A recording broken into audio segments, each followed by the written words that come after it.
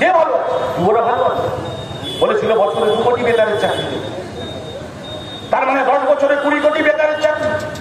যারা এই অঞ্চলে ভারতের জনতা পার্টিকে ভালোবাসেন, যারা নরেন্দ্র মোদীকে ভালোবাসেন, এই নির্বাচনে ভাবছেন বিজেপির হয়ে প্রচার করবেন, আমি তাদের কাছে অনুনয়ের সঙ্গে বলছি, বিনয়ের সঙ্গে বলছি যে 20 কোটি বেকারের চাকরি দেওয়ার প্রতিশ্রুতি দিয়েছিলেন নরেন্দ্র মোদী। এই গোটা টালিগঞ্জ যে গোটা পার্শ্ববর্তী ওয়ার্ড আছে আপনাদের কলকাতা কর্পোরেশন, খুঁজে বার করুন গত 10 বছরে কেন্দ্রীয় সরকারি দপ্তরে একজন শিক্ষিত যুবক যুবতীর চাকরি হয়েছে, খুঁজে বার করুন। আর খুঁজে বার করে যদি আনতে পারেন তাহলে আমি দায়িত্ব নিয়ে কথা বলে যাচ্ছি, সৃজন ভট্টাচার্যের প্রার্থী ভোট প্রত্যাহার করে নিয়ে আমরা বাড়ি চলে যাব, আপনাদের কাছে ভোট চাইতে আসবো।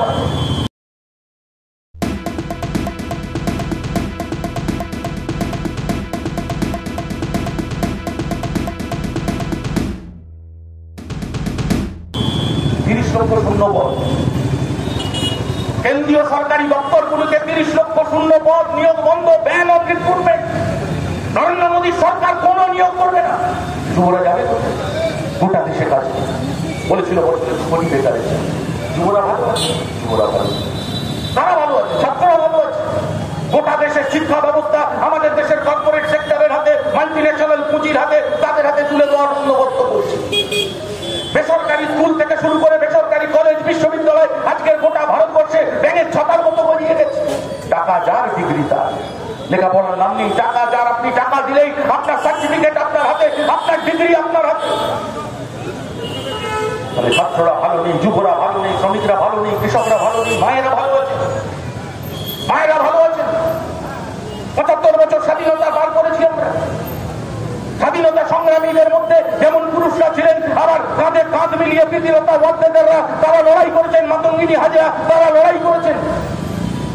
সেক্ষেত্রেও দিল্লির কেন্দ্রীয় সরকারি দপ্তরের অন্যতম দপ্তর national crime record bureau NCRB, গুগলে মারুন, আমি মিথ্যা বলছি কিনা প্রমাণ হয়ে যাবে। এনসিআরবির রিপোর্ট বলছে আমার আপনার 76 বছরের স্বাধীন ভারতবর্ষে প্রতি 24 ঘন্টায় 86 জন মা বোন ধর্ষিতা হন। বলতে লজ্জা হয়। প্রতি 24 ঘন্টায় 86 জন মা বোনের ইজ্জত চলে যাচ্ছে। মায়েরা ভালো আছে। বেটি বাঁচাও বেটি পড়াও, বেটি বাঁচাও বেটি পড়াও এর নাম করে আর প্রতি 24 ঘন্টায় 86 জন মায়ের ইজ্জত হানি হচ্ছে। কে ভালো আছে? মায়েরা ভালো, ছাত্ররা ভালো নেই, যুবরা ভালো নেই, শ্রমিকরা ভালো নেই, কৃষকরা ভালো নেই। বলছে ভাজপাকে ভোট ডালো, নরেন্দ্র মোদীকে ভোট ডালো। ও কি গ্যারেন্টি কিসের সব গ্যারেন্টি দিচ্ছে, এত বড় বড় করে বিজ্ঞাপন বেরোচ্ছে, কোটি কোটি টাকা খরচা করে। গোটা দেশের মানুষ কেউ ভালো নেই। আর এই গোটা দেশের মানুষ যে ভালো নেই, এই ভালো মেয়ের মধ্যে থেকে তাদের মধ্যে ক্ষোভ পুঞ্জীভূত হচ্ছে মোদী সরকারের বিরুদ্ধে, বিজেপির বিরুদ্ধে। তাহলে সেই ক্ষোভকে কি করে দমিয়ে রাখা যাবে তার জন্য জাতের ব্যবহার করো, তার জন্য ধর্মের নাম ধর্মকে ব্যবহার করো। গরিব মানুষ যাতে ঐক্যবদ্ধ না হতে পারে, শ্রমিক যাতে ঐক্যবদ্ধ না হতে পারে, বেকার যুব যাতে ঐক্যবদ্ধ না হতে পারে, তাহলে তাদেরকে ভাগ করো। কিভাবে ভাগ করবে? ধর্মের নামে ভাগ করো। দেখলেন না এনআরসি দিয়ে এত লড়াই হল, তারপর হঠাৎ করে আবার দিয়ে সামনে নিয়ে চলে আসা। ওখানে কি গল্প দিচ্ছে অত কথার মধ্যে যাবার আমার প্রয়োজন নেই।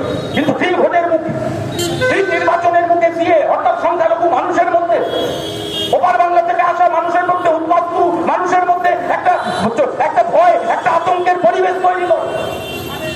আসামে 19 লক্ষ নাগরিক, 14 লক্ষ মানুষের নাগরিকত্ব। 14 লক্ষ মানুষের, আসামের 14 লক্ষের মানুষের নাগরিকত্ব পায়নি 19 লক্ষ মানুষ। এবং সেই 14 লক্ষ মানুষ তারা তাদের ব্যাংক অ্যাকাউন্ট নেই, সরকারি কোনো কাগজপত্র করতে যেতে ভয় পাচ্ছেন। যদি তাদেরকে ধরে ডিটেনশন ক্যাম্পে ভরে দেয়, যদি তাদেরকে ধরে ডিটেনশন ক্যাম্পে ভরে দেয়, গভর্নমেন্ট নামে রাম মন্দির নির্মাণ করেছে। কিন্তু বউ ভেবেছিল রাম মন্দির নির্মাণ করে ওই রাম মন্দির দিয়ে ভোট করে চলে যাবে। আরে ভোট তো ভোটের জায়গায়, ধর্ম ধর্মের জায়গায়। এ তো সিপিএম এর কথা না, ধর্ম ধর্মের জায়গায়। এ তো এই বাংলার যারা মনীষী, বাংলার যারা মহাপুরুষ, এই বাংলার যারা ধার্মিক মানুষ ছিলেন, যারা গোটা পৃথিবীতে হিন্দু ধর্মকে পৌঁছে দিয়েছেন, তাদের কথা। নতুন করে ধর্ম শিখতে হবে যোগী আদিত্যনাথের। এই দুর্ভাগ্য আমাদের বাঙালিদের। যোগী আদিত্যনাথের থেকে, অমিত শাহ থেকে হিন্দু ধর্ম শিখবো আমরা, সনাতনী হিন্দু ধর্ম আমরা নরেন্দ্র মোদীর থেকে শিখবো। স্বামী বিবেকানন্দ বলছেন যে ঈশ্বর আমাকে পৃথিবীতে দুমুঠো অন্ন দিতে পারেন না, সেই ঈশ্বর স্বর্গে আমাকে অনন্ত সুখে রাখবেন, সেই কথা আমি বিশ্বাস করি। রামকৃষ্ণ পরমহংসদেব বলছেন যত মত তত পথ।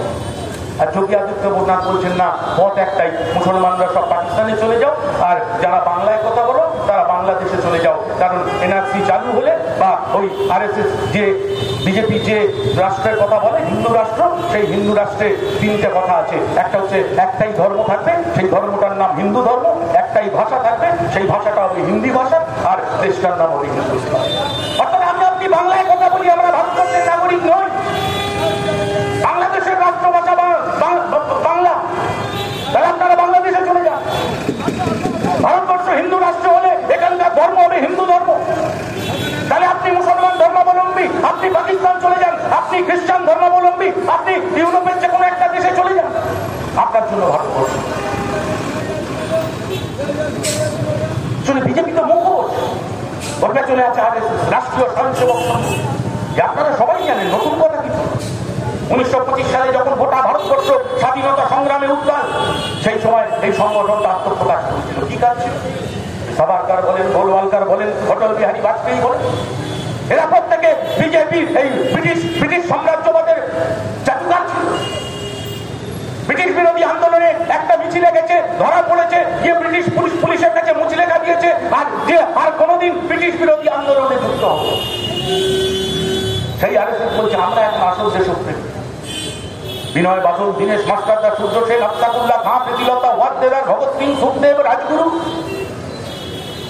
যারা পরবর্তী স্বাধীনতার পর যারা বেঁচে ছিলেন, শহীদ হননি, যাদের বেশিরভাগ অংশ হচ্ছে কমিউনিস্ট পার্টির সঙ্গে যুক্ত হয়েছে, তারা দেশপ্রেমিক নন, তারা দেশদ্রোহী। আর আরএসএস যারা দেশের জাতীয় পতাকাকে বিশ্বাস করে, এখনো করে, এখন একটু রেখে রেখে করে, যারা আমাদের দেশের জাতীয় পতাকাকে মানে না, তারা বলছে তারা হচ্ছে আসল দেশপ্রেমিক। যারা স্বাধীনতা সংগ্রামে ব্রিটিশের সাথ দিয়েছে, স্বাধীনতা সংগ্রামীদের ধরিয়ে দেওয়ায় সাথ দিয়েছে, তারা হচ্ছে আমরা হচ্ছি দেশপ্রেমিক, আর কমিউনিস্টরা হচ্ছে দেশদ্রোহী। আসল তো হচ্ছে আরএসএস, তারা এইটাকে হিন্দু রাষ্ট্র বলতেছে। কোন হিন্দু রাষ্ট্র? আপনি ভাবছেন হিন্দু রাষ্ট্র মানে ভালো হবে, মুসলমানরা পাকিস্তান চলে যাবে, খ্রিস্টানরা ইউরোপ চলে যাবে, তাহলে ভারতবর্ষের জনসংখ্যা কিছু কমবে, তাহলে অনেক মুসলমানদের অনেক দোষ আছে, তাহলে তার থেকে আমরা মুক্ত হব, আমরা হিন্দুরা ভালো থাকবো। কোন হিন্দুরা ভালো থাকবে? কোন হিন্দুরা ভালো থাকবে সেটা উত্তরপ্রদেশ দেখিয়ে দিচ্ছে, যোগী আদিত্যনাথ দেখিয়ে দিচ্ছে। প্লিজ চুরি করবেন না। একজন কন্টেন্ট ক্রিয়েটার অত্যন্ত কষ্ট করে তার কাজকে এগিয়ে নিয়েছে, তাই তার কাজকে সাপোর্ট করুন, তার কাজকে ভালোবাসুন, কিন্তু তার কাজ নিজের চ্যানেলে তুলে দেবেন না। কারণ জানবেন পাইরেসি কিন্তু একটা অত্যন্ত দণ্ডনীয় অপরাধ। আপনারা দেখছেন আওয়াজ, রোজকারের হক কথা। For more updates about Awaaz, please subscribe our YouTube channel Rajshekhar thali.